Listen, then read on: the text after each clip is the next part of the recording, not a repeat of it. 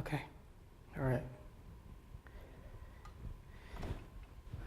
Okay, thank you for the introduction. So for various reasons, the other author couldn't come, so I'm here to present our paper about hybrid fuzzing. So the motivation is very clear. So we use all kinds of techniques of fuzzing and simple execution to find vulnerabilities in an automatic fashion.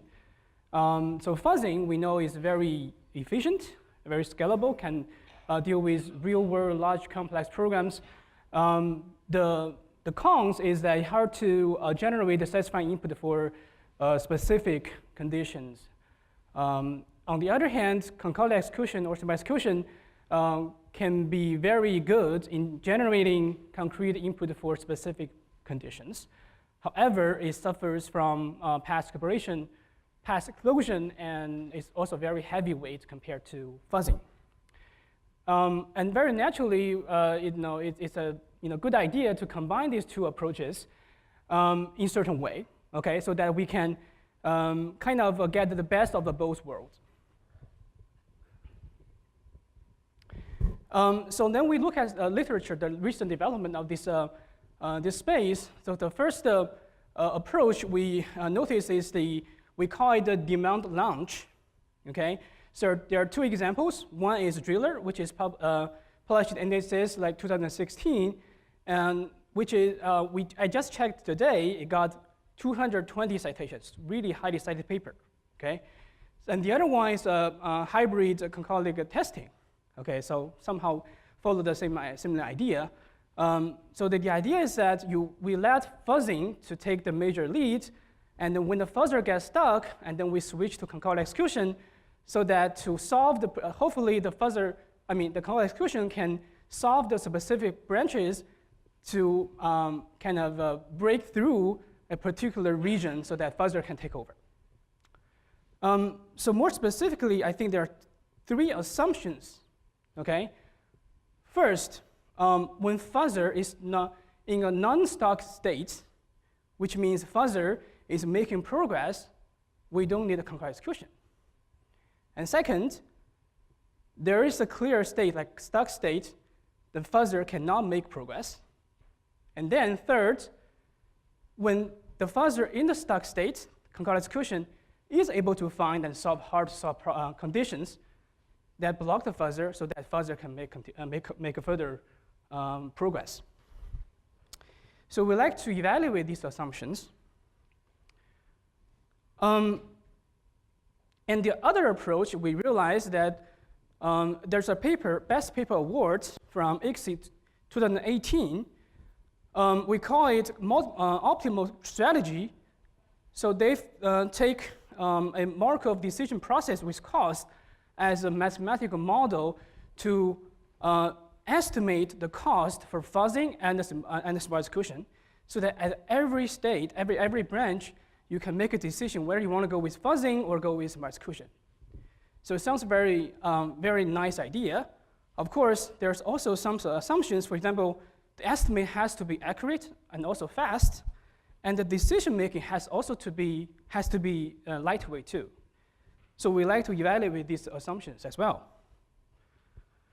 So we conduct a systematic evaluation on these strategies using DARPA CGC binaries and for 12 hours testing. So we have following findings for demand launch approach. First, concolic execution launches only on 49 binaries out of 118 binaries. So which means the other more than half of the binaries don't actually launch the concolic execution. And then for 85% of stuck time period is less than 100 seconds, which means when the fuzzer gets stuck and within 100 seconds, it's going to make progress again. So that indicates the stuck states may not be a good indicator to decide whether the concolic execution is actually needed or not. The third finding, so we measure the time. So concolic execution on one input, one input takes more than 1,600 seconds on average. So this is really, really slow. And then only 7% of the input retained by fuzzing, basically the seeds later on discovered by the fuzzer, are processed by the concurrent execution. So because of the concurrent execution is too slow. And then even though concurrent execution has run for this many times, the test case generated by concurrent execution, there's only 51 inputs are taken by fuzzer.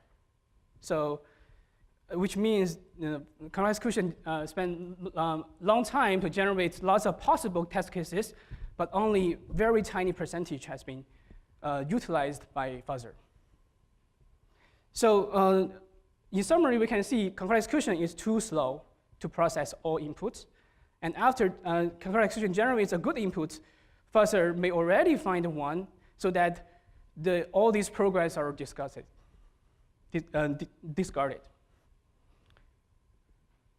And then let's look at the optimal strategy.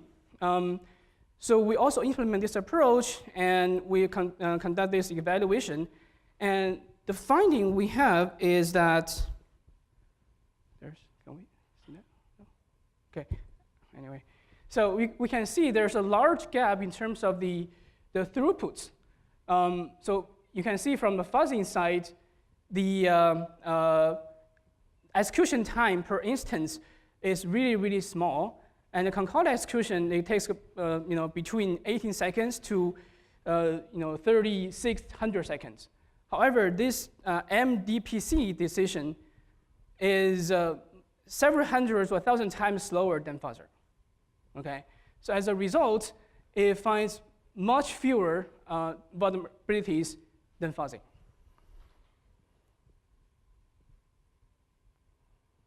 So after kind of evaluating these two approaches, we realized that maybe there's a better strategy. We call it discriminative dispatch. Okay, so the idea is that I think a good combination of fuzzing and concurrent execution should follow the following design principles. First, we should let fuzzing take the majority task for path exploration, just like the driller does. However, we think we should let the fuzzer and concurrent execution run at the same time. But we need to figure out which path, which seed to be given to the concurrent execution. Okay? So in particular, we should give hard problems or hard-based problems, not just all the problems, because concurrent execution are too slow. It's too slow. Now, the key challenge is how can we figure out which problem or which path to be given to concurrent execution? All right? We need a way to quantify the difficulty of traversing a path for a fuzzer, but it has to be in a very lightweight fashion. Otherwise, we're going to slow down fuzzing a lot, and it's not going to. So the benefit we got from this path prioritization will be overshadowed by the slowing down of the fuzzing throughput. Okay, so given these design principles and constraints, like I said, we need a lightweight approach to prioritize different paths. So in particular, we propose a Monte Carlo-based probabilistic path prioritization model. So the high level idea is that we use fuzzing as a sampling process, okay, to kind of sample the program space. And then we use the following formulas for calculating the probability per branch and the path. For per branch, if both half of the branch has been taken, then we can use that simple formula to calculate the probability of taking one branch. But if only one half is taken, then we use the rule of 3 from statistics to measure the probability of the unvisited half, which means intuitively, if the other half has been visited many, many times, the difficulty for visiting this half is very, very hard and very, very large, okay? So, or the probability for visiting this one is very, very low. And then by multiplying the probability for each branch together, we get the probability for a pass. Okay, so then let's look at our overview. As you can see, we still use, oh, can we go back? Okay, good. So we can use the fuzzing. So it takes the major responsibility, and then we use as a sampling process. We generate execution tree that takes these samples into consideration, and then we have this probability model to tell us which paths to prioritize, and we only give the hard ones to concurrent execution to process. Okay, in terms of implementation, we modify AFL to record the coverage statistics for every branch. And then we implement this MCPQ model. And then the concurrent execution is based on anger.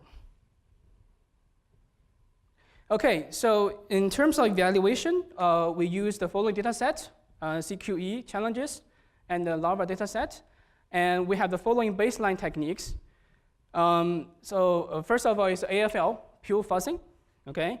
And second, we have MDPC, which is the optimal strategy. And then we have a driller. In this case, we modify the configuration of a driller slightly so that we allocate the concurrent execution resource evenly to every binary to be tested, rather than a shared pool that cannot be used by all the binaries. And then we have a random strategy, which means we let the fuzzing and execution run at the same time, but the randomly pick a seed to process on the concurrent execution side. So in this case, we can evaluate how much improvement we have from the past prioritization. So this is the code coverage, which is actually the bitmap, I think the bitmap size, like from all these different configurations. As we can see, the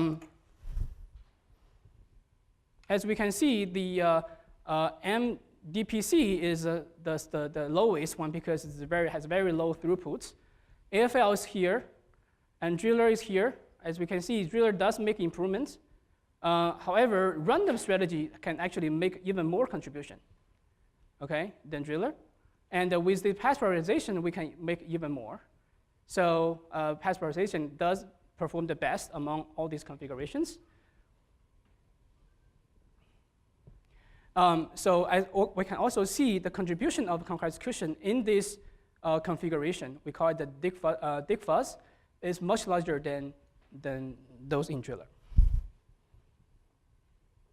Okay, and then we also measure the discovered vulnerabilities. We test the 12 hours with 3 runs of each binary, and we steadily found more vulnerabilities than the other configurations.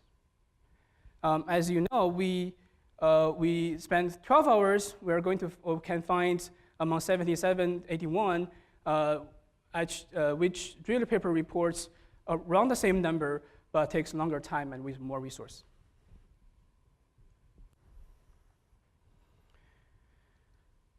And this shows some more details in terms of how much contribution that concurrent execution makes in different configurations. In particular, we see that more binaries are aided by concurrent execution, which is this column. So we can see in 3 runs, we have this many binaries versus driller has only like 13 or 12 binaries aided by concurrent execution.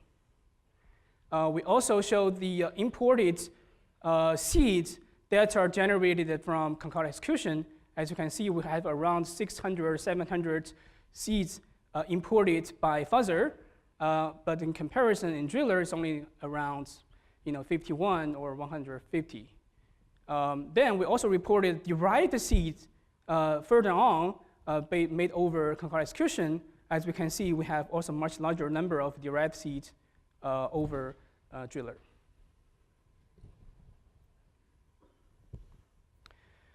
In lava datasets, we can see almost a similar trend. I think the difference is that the random strategy actually caught up after like several hours. I think the reason might be the lava dataset, the binaries are pretty small. So no matter whether you do prioritization or random, eventually will be the same. Okay, and then case study. So here, for the details, we can see the paper, but here we just like to report some rough numbers. So we pick one binary from CGC. In this case, AFL failed to trigger the vulnerability by itself. Okay, and then Driller took around 2,500 seconds to finally find this vulnerability. Random strategy takes around half about that time. And DigFuzz, with the path prioritization, can finish this in within 700 seconds. So it's much faster than the other approaches. So yeah, this is just showing after very quickly actually can follow this path and find this vulnerability. Some quick discussion. So here, we would like to evaluate some real-world programs, but because of the Anger as a concolic execution engine, has some difficulties to deal with real-world binaries.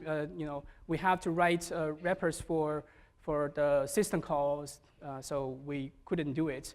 We'll leave it at future work. For example, maybe we're going to evaluate with QSIM to see the performance. And then another limitation might be, in this case, we only estimate the probability for fuzzing, but not so much on considering the cost of concolic execution. So which may turn out that we give a hard problem, but it takes too much time for concolic execution to solve. So that may be a problem we need to solve in the future. So in conclusion, we performed a thorough investigation on two prior strategies, demand and launch and then optimal switch. And we identify some limitations.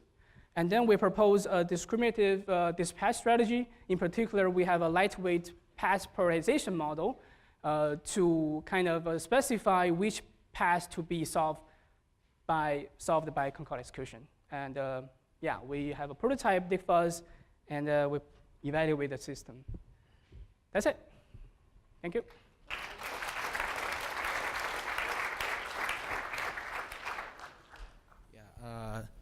I'm glad to see the XC18 paper mentioned here. I happened to be there when the paper was presented. But as far as I recall, they didn't actually implement the optimal strategy. They mentioned Markov decision problem with cost to show that the optimal strategy is actually not practical. And what they actually implemented is a greedy strategy which uses Laplace estimate, which looks very similar to your Monte Carlo formalization. So did you actually implement the optimal strategy in your evaluation, in your study, or what you're implementing is the near optimal greedy strategy in their paper? I'm probably not the best person to answer this question. So you better contact the first author. I mean, because he actually implemented this strategy and performed the evaluation. But I do remember that he contacted the author of that paper, so to make sure he take the right approach. So I'm not sure the exact answer, but I think we did try to replicate the approach as much as possible. Okay, yeah. Thank you. Mm-hmm. Hey, Manuel Egele, Boston University. This is fantastic. So the results that you showed us, you show that you have strictly more bugs than all the other approaches that you actually implemented. Can you discuss whether the bugs that you found are a strict superset of all the other bugs that the other systems found? So are you better or just different than the others? Oh, I see. I don't know. I mean, I can only present as whatever the results show here. So there may be some different bugs. That's what I can say. I don't know, sorry. Hi, Prateek from NUS. I wanted to sort of get your thoughts on this methodology more generally than just what you're presenting. So you mentioned that this is a randomized approach, right? You do random path selection probabilistically, right? Now, clearly, any randomized process is going to have some runs where it is going to find lots of bugs, and some runs where it's not going to find a lot of bugs. In fact, coverage will vary if it's really a random process, right? So when we report these numbers, how do we select which sort of concrete numbers we're going to show in the paper, right? Is it sort of you take the mean of all the runs that you do? Is it the union of all the bugs that you found in all the sort of repeated experiments that you did? Or do you just take one which is the worst case? No, you see it's here, we have 3 runs. So we report all numbers in 3 runs. And then for other numbers that we show in the figure, that will be the mean or within these 3 runs. Right, so this is averaged over 3 runs. Is that correct? Yeah. I see. Okay, thanks a lot.